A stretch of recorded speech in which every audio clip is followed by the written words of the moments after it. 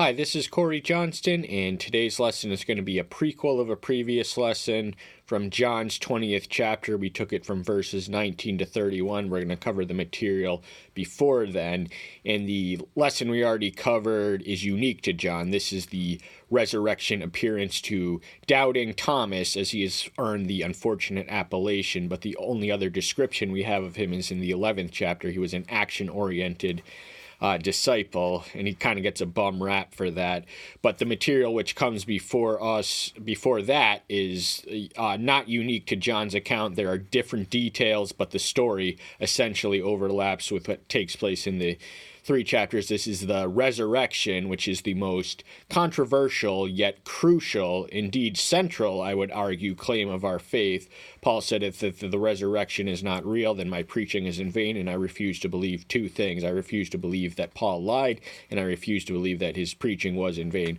The resurrection is real. It's not a spiritual resurrection. It is a bodily one, and this is the most humblest hope and most exalted expectation of the saints to partake in the resurrection, which is made possible through the first fruit of the resurrection. But what transpires in the chapter before it, the 19th, is initially the judgment. The Jews surrender him to Pontius Pilate. He's the Roman governor. They want him crucified because they could not stone him to death, as they could not kill anyone with capital punishment without Roman permission. But three times Pilate tells them, I find no guilt in him, and we eventually read that he's trying to release him out, but he ultimately caved into the peer pressure. Follow not a multitude unto doing evil. And Pilate was able to recognize the truth, but unable to submit to it. So that's a tragic state, but we're not going to discuss too much detail on that. Then it's the crucifixion, and we learn a few things there. John the evangelist, the author of this book, was present at the occasion. He writes with authority, and in one of the verses we're going to cover in our review, he references that too. But then while he's expiring on the cross after the fulfillment of an Old Testament prophecy that they would gamble over his garments from the book of Psalms, I think the 35th chapter, he says, I thirst. They give him a twig with vinegar attached to satisfy his thirst, and he says this final words, it is finished, and bowing his head, he gave up his spirit. So those are his final words on earth. The picture of our redemption and resurrection is finished. It's accomplished. It's a done deal, much as an artist might finish a picture. All the images which collectively contribute to the portrait, and there are many in John, the snake from the book of Numbers, the lamb of Elohim, the Paschal lamb, and we don't have time to get into all of them, but that collectively contributes to the picture, and he is cast it aside because it is over and done with. Verse 31, therefore, since it was the preparation that the body should not remain on the cross on the Sabbath, for that Sabbath was a high one, the Jews asked Pilate to have their legs broken and be taken away. So this is the most exciting time of year in the Jewish calendar. This is when all the pilgrims from the diaspora are gathered as one in their city, and the commotion is over Yahshua, and it's the day before, Preparation Day is the day before the Passover begins. This launches their new year according to their calendar.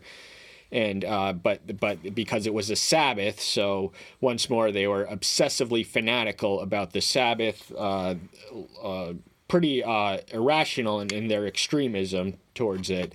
And so they request him to take but the soldiers who go at the order of Pilate, who issues the order in accommodation of their request, they know that he's dead, so they pierce his sides, and instantly blood and water came out. So they put a spear through his side, and it reached all the way up to near the heart. There is a vessel which water exudes from when it is pierced in such a fashion, and the blood would have came just from the body, if not the heart. And this is all in fulfillment of prophecy. And John says in the 35th verse, and he who has seen witness, and his witness is true, and he knows what he is speaking the truth in order that you might believe. So he's telling the event as exactly as he had seen it in order that we might believe.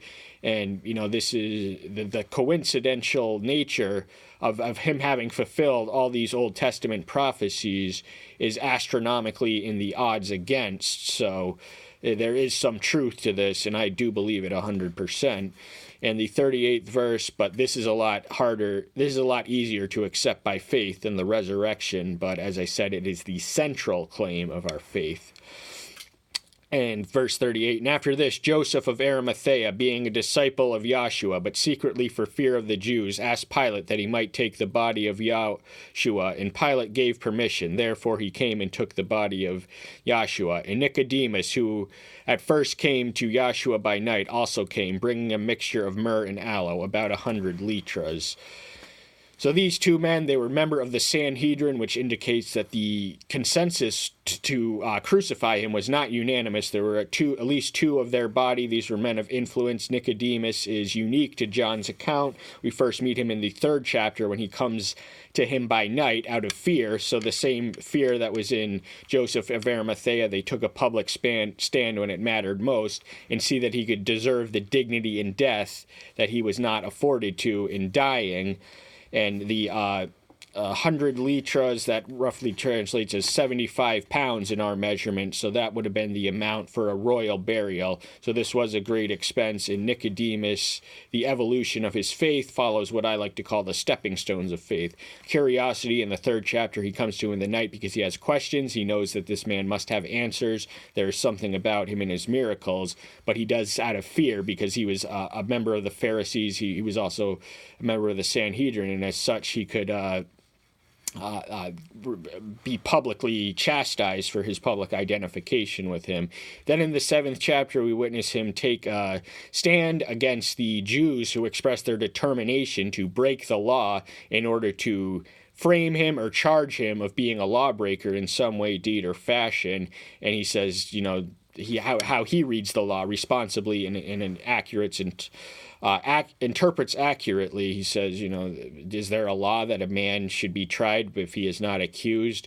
And they say all sorts of insulting things to him, are you from Galilee, all that. But in the 19th chapter, and that is the conviction, he has the conviction that these men are unlawful to kill the one who honored and fulfilled the law perfectly, and he fulfilled it on the cross. He bore the curse and penalty of the law, which is by right our dues.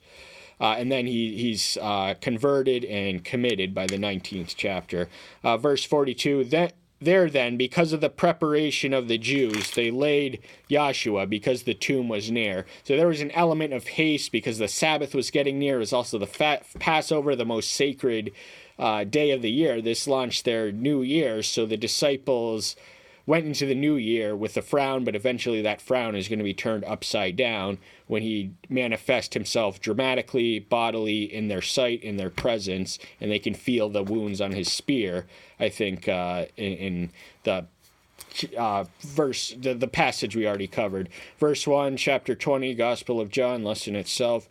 And on one of the Sabbath, Mary from Magdala came to the tomb in the morning, when it was still dim, and saw that the stone had been removed from the tomb. So all of the gospel authors say much the same thing, but not in the exact words. Mark says that it was still dark out when he came. And I think Matthew and Luke say that he came at dawn or early in the day, very early in the day, I think, in Matthew's. But none of these are contradictions. So it was still dim. It was very early in the morning, and it was one after the Sabbath. This is what becomes Resurrection Sunday. And the myth about Christianity is that we worship on the Sabbath because it was the resurrection, but in actual fact, that was imposed on us by the Emperor Constantine, who remained a devoted worshiper of the Persian sun deity Mithras even after his Christian conversion. So Sunday would have been his day, but there was some diversity amongst the Gentiles, the new converts to the faith, as indicated by Paul, and he says, let each one be clear in their own conscience. But the stone had been there for his protection. It would have carried the Roman seal, and so to remove it or attack it would have been an assault on the empire itself. That's something they take personally. And but it had been removed, so they know something's up, and eventually they find out he's not there, and eventually they find out he's resurrected. He is there with them, but he's not there where they sought him. So she ran and came to Simon Peter and to the other disciple who Yahshua loved, and said to them, "They have taken away the master out of the tomb, and we do not know where they had laid him." So the first one she turns to is Simon Peter. He is the de facto leader of this deflated movement of people. As far as they know, they are going to go extinct. But Peter was the leader, and the disciple who Yahshua loved, that is a self-reference by the author of himself. To himself, he identifies himself as the beloved disciple. He is also known as the apostle of love because his writings really speak richly about love. I think I've done truth and light in the writings of John, but I haven't done one about love yet. That's something I might do soon. But they don't know where he is. They know that it's open, and the "we" indicates that Mary Magdala was the first one, and then I think the wife of Clopas, Mary, who was Yahshua's mother, Mary, who had a sister by the same name, evidently, is identified in one of the other accounts. That is the "we," as it is written. Then Peter and the other disciple went out, and they were going to the tomb, and the two were running together, but the other disciple outran Peter and came to the tomb first. So John clarifies in as many words that he was a faster runner than Peter, so he couldn't get there quick enough. Remember, Peter had forsaken him and denied him 3 times, where John alone was the only one who witnessed the crucifixion. The sheep were scattered once the wolf put their staff to the shepherd as a fulfillment of prophecy. But in stooping down, he saw the linen wrappings lying, but he did not go in. So John is recording his own eyewitness. He physically descended. He wasn't quite on his knees, but he stooped down. You can picture it and do it. And the linen wrappings are lying. They are not. They are neatly arranged. These are not evidence of a burglary that someone took his body, but actually evidence that he resurrected himself physically through the garment, leaving it intact. And so there was some power in the resurrection. John doesn't go in. He doesn't want to. He sees that the body is not there. The garments are, but where's the body? And, he retreats. And then Peter catches up in the next verse. Then Simon Peter came, following him, and went into the tomb. And he saw the linen wrappings lying, and the cloth which had been on his head, not lying with the linen wrappings, but folded up in a place by itself. So something mysterious and suspicious is going on. The whole reason that the tomb and the Roman guard was placed there, we read of more details of this in perhaps most in Matthew's account and some of the other synoptics, if not both of them. So Peter comes, he ventures into the tomb, even though he is behind John in his arrival. He's a slower runner, and he goes into the tomb and he sees, what did we read, that the wrappings were lying. So John, he had a more intimate and detailed, up-close and personal view of just how neatly arranged these are, suspiciously so, because as they struggle to make sense of what this all means. They can see it, but it's not immediately obvious, and eventually they come to recognize the promise in the scripture that the master had alluded to so many times, it seemingly went over their head in at least a lot of places. So then the other disciple who came to the tomb first also went in, and he saw and believed. So his first impression and initial reaction is one of belief, and what he believed in is not indicated, but it is very much implied that he believed that he had resurrected from the dead. He remembered this promise, so he drew the instant and correct connection to the promise that he had given, which had been so connected to his death. He said he must be buried and raised from the ground after 3 days. But for they did not know the scripture that he has to rise again from the dead. So John is writing in the past tense. He didn't know the scripture, but he recognizes it retrospectively, much in the same way in the second chapter we read that the disciples remembered that he was referring to the temple of his body, the controversial claim that I will destroy this temple in 3 days and raise one up. That is an allusion to the resurrection. 3 days was the sign of Jonah, the same. So it's preparation night. That would have been Friday afternoon, because the Jewish day starts at sundown. So our nights are their days, or the beginnings of them, at least, as they... so this would have been Friday, maybe a little past PM. I think it's around 9 o'clock, and then he hangs for 6 hours, so by 3 o'clock he's dead. But I honestly don't remember where I was, so I just got to move on. Therefore the disciples went away again by themselves. So they're traveling in two. They're a dynamic duo. They're traveling in pairs, and they went away, and we don't know until we read what they went away through and what happened after there. But Mary was standing outside by the tomb weeping. Then as she wept, she stooped down to the tomb and saw two angels in white sitting, one at the head and the other at the feet, where the body of Yahshua had been laid. So Mary is weeping. She does not come to the joyous confession and conclusion that John appears to have, and he recognizes it from the experience. So seeing is believing. He only read retrospectively the scripture that Yahshua had alluded to so many times in his presence, that he must die and be raised. But Mary is of a different mindset. The death is a cause for mourning, and she wept at her brother's funeral mightily. She really got into it there and here. And so she's stooping down to the tomb. She's standing outside it. She's not quite in the interior of the tomb is not in her direct eyesight or presence. So she stoops down, much as we read John did, but John didn't quite go in. And there are two angels adorned in white. White is the heavenly color of purity and divinity. The rider on white horse, he will return in Revelation 19 as the conquering king. But he had to become the suffering servant, the paschal lamb first. But these two angels, we're going to read what they say, but they are angels, and angels often appear as men. So what did we read in Hebrews?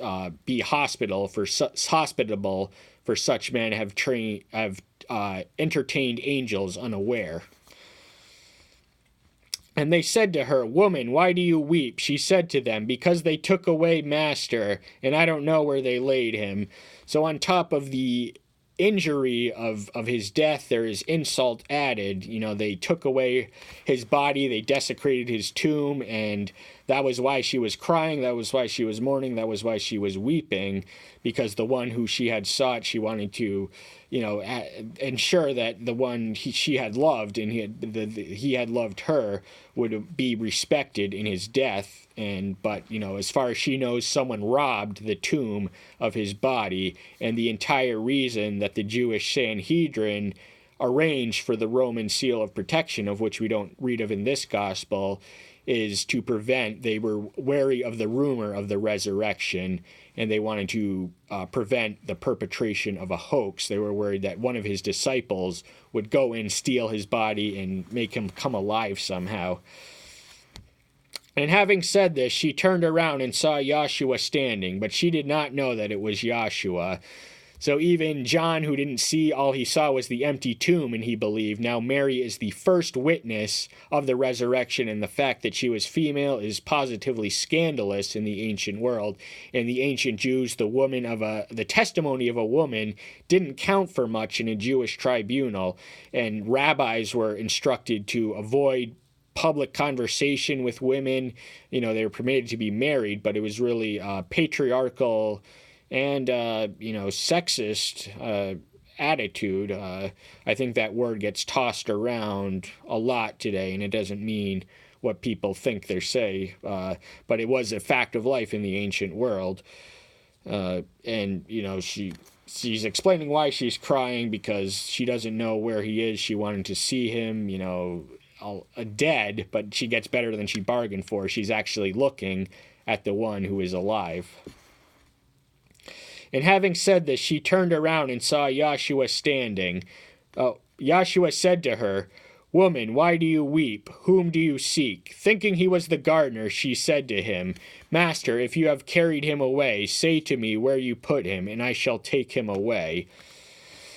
So she thinks it's not clear she saw angels, and she may have recognized them as such, but even this man, she is an entertaining divinity unaware, more than an angel.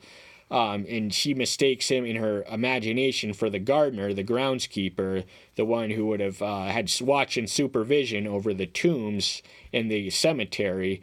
And he's asking her a question, whom do you seek? He doesn't quite answer it. He doesn't say, I am who you seek. He asks a question to prompt her and lead her into the revelation of his grandeur and presence. But she's still suspicious. She thinks that this gardener could be the one. And she says, so she's not directly accusing him, but she's not ruling out the possibility. If you're the one who took him away, just tell me where you put him, and I'll take him away from there. But he is not taken away. He is not dead. His body was resurrected. It was not stolen. The body of flesh, the human mortal frame of human flesh that he was in, was buried in the ground. It was never to be seen again. He is now resurrected in his full radiance of his splendor. And verse 16, Yahshua said to her, Miriam. She turned and said to him, Rabboni, which translated is teacher. So Rabboni is closely connected to rabbi, but this is one of the only two occasions in which we read the word in the Gospels and in the New Testament in the Bible itself. And according to contemporaneous Jewish linguistics, this was usually in preface to prayer to Yahweh the Father, who is the teacher. Rabbi translates as teacher, so there was human officers, but this was the divine one. So she has an awareness of his divinity, and the fact of his resurrection is evidence enough which points that he was the divine Son, the Son of the living, and not only the Son of, but also the living, loving Elohim, who is eternal. And he is the teacher of teachers. Everything I teach ultimately emanates from him.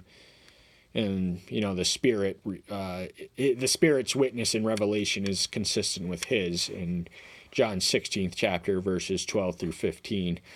Yahshua said to her, Do not hold on to me, for I have not yet ascended to my Father, but I go to my brothers and say to them, I am ascending to my Father and your Father, and to my Elohim and your Elohim. So because he was not yet ascended, he had to prevent the urge and resist it in advance of him physically beholding her, because the first thing she'd want to do after recognizing that as him, is go up and give him a big giant hug. I thought you were dead, now you are alive. It's as if this never happened, but he's warning her that, his ascension is not yet. So the death, the burial, we covered those two in the tail end of the 19th chapter, and the resurrection are closely connected, but also a frequently underlooked aspect of that is the ascension. And we read of this in Luke's version, and also the tail end of the 24th and final chapter, and also in Acts 1:9, the fact of the ascension. But it's underlooked because once he was resurrected, he remained in resurrected form on earth for 40 days. He is now at the right hand of the throne of the Father in heaven, where he came from, belongs, and he will welcome us home. And he tells her that he is somewhere to go. My brothers, those would have been the disciples, the Christians, the ones who he brothers we refer to our Christians, our spiritual siblings, our Christian congregants, the ones we worship with as brothers and sisters. And he's telling her what he's going to tell them, that he is going to ascend to his Father in the 40-day time. So after the 40 days, so Passover, Pentecost took place after the Passover, 50 days after. That's from the Greek word pente, 50. So he spent 3 days in the ground in the burial, and then he rose for 40 days. And then for 7 days he was ascended, and then he sent the Ruach Kadesh. We also read that he sends it to them outside the range we are going to cover today, the passage material we already covered, verse 22. And having said this, he breathed on them and said to them, receive the Ruach Kadesh. So there's no mention, if we combine Luke and Acts as the same author, we get that Luke documented Pentecost, but here he's sending it to them and he's almost breathing it on them. But the reality is that he did not come until Pentecost, so there was a 7-day time after he was dead. And there are post-resurrection or resurrection scenes, with Thomas, it takes 8 days later. Then the scene that is also unique to John's depiction of the event, the 21st chapter, when he appears to his disciples when they are fishing. But most of the stuff we cover today is consistent, or it overlaps or parallels what we read of in all four accounts. Mary Magdalene was the first witness in all their accounts. It happened at the same time of day, same day, and same events. As there's some details John writes from the first-hand experience as one who witnessed the event that he is describing. So that element certainly adds a personal dimension to it. Verse 18, final verse of today's lesson. Mary from Magdala came and announced to the disciples that she had seen the Master and that he had told her this.